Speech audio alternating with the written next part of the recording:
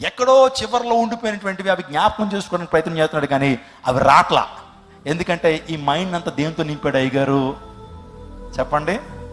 అనవసరమైన చెత్తా చెదారంతో నింపాడు. అందుని బట్టి అసలైనవి అయ్యగారికి ఏం చేయట్లేదు, గుర్తుండట్లేదు. ఏమండి, ఎప్పుడైనా కొన్ని విషయాలు నువ్వు ఎప్పుడైనా మర్చిపోతావా? ఏమండి, కొన్ని విషయాలు ఎప్పుడైనా మర్చిపోతావా?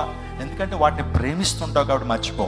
చాలామంది దేవుని వాక్యాన్ని మర్చిపోవడానికి, నీ సబ్జెక్ట్ మర్చిపోవడానికి కారణం ఏంటంటే చెత్తా చెదారం అంతా కూడా మైండ్లో పెడుతున్నావు. నీకు అవసరం కానిది, నీకు పైసా ఉపయోగపడినటువంటిది ఈ మైండ్లో పెడుతున్నావు. సినిమాల గురించి తెలుసుకుంటే నీకేమవుతుందమ్మా? వాళ్ళు రోజు రోజుకి కోటీశ్వర్లు అవుతారు, నీకేమవుతుంది?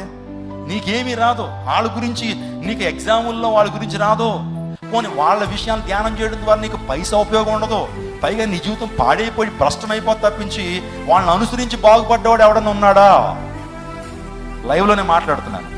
ఈరోజు సినిమా యాక్టర్లను అనుసరించి అయ్యా పాపం నుంచి నేను విడుదల పొందాను, అయ్యా ఆ వ్యభిచార తలంపుల నుంచి నాకు పలానా ఈ సినిమా యాక్టర్ నాకు విడుదల ఇచ్చాడు అని ఎవరైనా ఎప్పుడైనా చెప్పగలరా? సమాజాన్ని పాడు చేసేటువంటి వారు కానీ సమాజాన్ని బాగు చేసేటువంటి వారు వారిలో లేరు. వాళ్ళ కొరకు నువ్వు నీ ప్రాణాన్ని పెట్టేయటం, వాళ్ళ కోసం మొదటి టికెట్ కోసం నీ చొక్కా చింపేసుకోవడం, వాళ్ళ కోసం మొత్తం నీ జీవితం అంతా కూడా పణంగా పెట్టేసి చదువు పక్కన పెట్టి, తల్లిదండ్రులను పక్కన పెట్టి, దేవుని పక్కన పెట్టి జులాయిగా తిరుగుతూ జీవితాన్ని పాటు చేసుకుంటున్నావా? ప్రియ తమ్ముడు, ప్రియ చెల్లి, నీకు వచ్చేది ఏమి ఉండదు. పైగా చదువు కూడా నీకు రాదు. అందుని బట్టి నీ జీవితంలో నేను చెప్పాను, ఈ యొక్క న్యూరాన్స్లో నువ్వు వేటి నింపుకోవాలా? దేవుని వాక్యాన్ని నింపుకోవాలా. దేవుని వాక్యాన్ని నింపుకోవడం ద్వారా కరెక్ట్గా గుర్తొస్తుంది అది. అందుని బట్టి దావీదు ఏమంటాడు, నీ ఎదురు నేను పాపం చేయకున్నట్లు నీ వాక్యం నా హృదయంలో భద్రం చేసుకున్నాను. హృదయం అంటాం కంటే న్యూరాన్లో భద్రం చేసుకున్నాడు.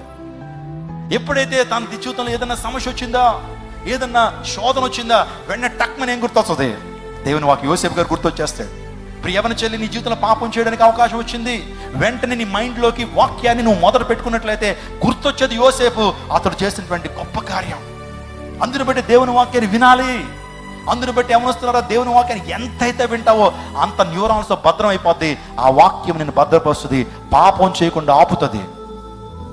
నువ్వు ఆదివారం ఒక్క 45 నిమిషాలు వాక్యం వినేసి ఈ వారానికి అంతా సరిపోతుందని అనుకుంటున్నావు. అందుని బట్టే నేను చెప్తున్నాను, క్రైస్ట్ టెంపుల్లో 4 ఆరాధనలో 4 ప్రత్యేకమైన వర్తమానాలు అందించబడుతున్నప్పుడు కనీసం 2 ఆరాధనలో పాల్గొనే ప్రయత్నం చేయండి. ఇంకా సీట్లు ఖాళీ ఉంటున్నాయి. రానున్న దినాల్లో మీకు ఒక ఆరాధన కూడా నీ ఆరాధన కూడా చేరి దొరకదేమో. అందుని బట్టి సద్వినియోగపరుచుకుందా. దేవుని సన్నిధికి రండి. లైవ్లో వింటాం కాదు, ఇక్కడ నీకు వింటే కంప్లీట్ కాన్సన్ట్రేషన్తో వింటావు. ఇంట్లో విన్నావు అనుకోండి, ఎలా ఉంటుందంటే అప్పటికే ఎవరో ఫోన్ చేస్తారు, అప్పుడే కాలింగ్ బెల్ ఎవరో కొడతారు, అప్పుడే నీకు ఏదో ఎవరితో మాట్లాడాలనిపిస్తుంది. నిబద్ధత ఉండదు లైవ్ ద్వారా. ఎవరికి లైవ్లు అంటే చెప్తున్నాను, లైవ్లో చూస్తున్నటువంటి వారు కూడా, మీరు ఎక్కడికి మందిరానికి వెళ్ళినటువంటి పరిస్థితుల్లో ఉంటే, జ్వరం వచ్చేసి 104 జ్వరం వచ్చేసి కాళ్ళు చేతులు కదపలేని పరిస్థితుల్లో ఇబ్బందికరంగా ఉండిపోతూ, నిజంగా వర్షం కొండపోతగా పడిపోతున్నప్పుడు రానటువంటి పరిస్థితుల్లో లైవ్లు తప్పించి నీకు కాళ్ళు చేతులు అవయవాలన్నీ కూడా బాగా పనిచేస్తూ రావడానికి అవకాశం ఉంటూ ఒక దైవిక సహవాసం నీకొద్దా? దైవ సేవకుల యొక్క సహవాసం నీకొద్దా? దైవ బిడ్డలతో సహవాసం వద్దా? అన్యోన్య సహవాసం నీకొద్దా? నీకంటూ ఒక చర్చ్, నీకంటూ ఒక సహవాసం వద్దా? మీరు ఆలోచన చేయండి. అంటే లైవ్లు చూడొద్దు అని అంటలేదు, మనం కూడా లైవ్లు ఇస్తున్నాం. ఎవరికి? విదేశాల్లో ఉన్నటువంటి వారికి, ఎక్కడెక్కడ ఉన్నటువంటి వారికి. పైగా దేవుని సేవకులు లేనటువంటి ఆ స్క్రీన్లు చూడడానికి వెళ్తున్నావా? నేను ఇక్కడ ఇవ్వలేనండి స్క్రీన్లు. ఇక్కడ స్క్రీన్ ఇచ్చేసి రికార్డెడ్ మెసేజ్ వేసి చూసేయండి అంటే చూసారా మీరు? అది దేవుని వాక్యానుసారమా? ఈరోజు చాలా మంది స్క్రీన్లు పెట్టేస్తున్నారు. అయ్యగారు ఎక్కడో ఉంటాడు, హైదరాబాద్లోనో ఢిల్లీలో ఎక్కడో ఉంటాడు, ఆయన అక్కడ చెప్తాడు ఆయన రికార్డెడ్ మెసేజ్ని. ఇక్కడ అందరూ కూడా అక్కడికి వెళ్ళి చైర్లో కూర్చుని సినిమా చూసినట్టు చూసి రావాలా? ఇది వాక్యానుసారమా? ఇక్కడ ఎలా అయితే కనుక స్క్రీన్ మినిస్ట్రీ అయితే నేను 100 సంఘాలు పెట్టేద్దామండి. చాలా మంది అడుగుతున్నారండి ఈ రోజున, అయ్యా ఖచ్చితమైన వాక్యాన్ని ఇస్తున్నారు, మేము స్క్రీన్ పెట్టుకుంటాం, ఈ లైవ్ని అక్కడ టెలికాస్ట్ చేస్తాం, అయిపోగానే కానుకలు పెట్టేస్తాం, ఆ కానుకలు మీకు పంపించేస్తాం. లేదయ్యా, అది వాక్యానుసారం కాదు. తండ్రి గారు కానీ మా అన్నయ్య గారు కానీ చాలా సంఘాలు ఏర్పాటు చేశారు, అక్కడ దేవుని సేవకుని ఏర్పాటు చేశారు. అంతేగాని లైవ్లు ఇచ్చేయడం పెద్ద సమస్య. ఈ స్క్రీన్ ఎంత ఉంటుంది? స్క్రీన్లోంచి లైవ్ ఇచ్చేయడం పెద్ద ప్రాసెస్ అంటారా? ఆలోచన చేయండి, సత్యాన్ని గమనించండి. ఎక్కడో ఆ గొర్రెల్లాగా మనం వెళ్ళిపోవడానికి కాదు, కానీ సత్యాన్ని గమనించండి. చాలా వ్యాపార ధోరణిలో ఈరోజు పరిచయాలు జరుగుతున్నాయి, చాలా బాధపడుతున్నాను నేను. అది దేవుని అభిషేకం, దేవుని యొక్క చిత్తం అని చెప్పుకుంటున్న వారు వ్యాపారం చేస్తారు కాబట్టి దేవుని సేవా ప్రాంతంలో జరగట్లా. దేవుడు అటువంటి సంఘాలను బట్టి, అటువంటి పరిచయాలను బట్టి ఆయన ఆనందించట్లేదు. వాక్యానికి ఒక క్రమం ఉంది, సంఘానికి ఒక క్రమం ఉంది.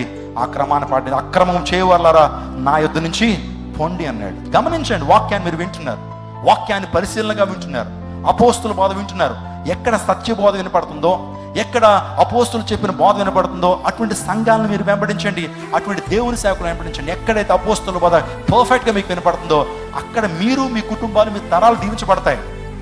మీ కుటుంబాలు సన్మార్గంలోకి వస్తాయి, మీ పిల్లలు సన్మార్గంలోకి వస్తారు. గమనించాలా, ఎంతో ఆత్మావేశంతో మాటలు చెప్తున్నాను.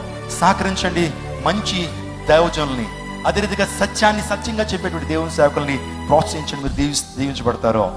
ఆమె నిద్రపోతుంది కానీ ఆమె చనిపోలేదు. హల్లెలూయా. ఆమె నిద్రపోతుంది అంటే జీవాన్ని పొందుకోవడానికి ప్రధానమైన కారణం ఏంటి తెలుసా? ఆ యాయీరు సన్హెద్రిలో పనిచేస్తున్నాడు. సన్హెద్రిలో పనిచేస్తున్న ఆ యాయీరు దేవుని మాటకు విధేయత చూపించాడు. స్తోత్రం చెప్పండి. ఈరోజు నా మాటకు విధేయత చూపించడం ద్వారా దీవెన. అందరికీ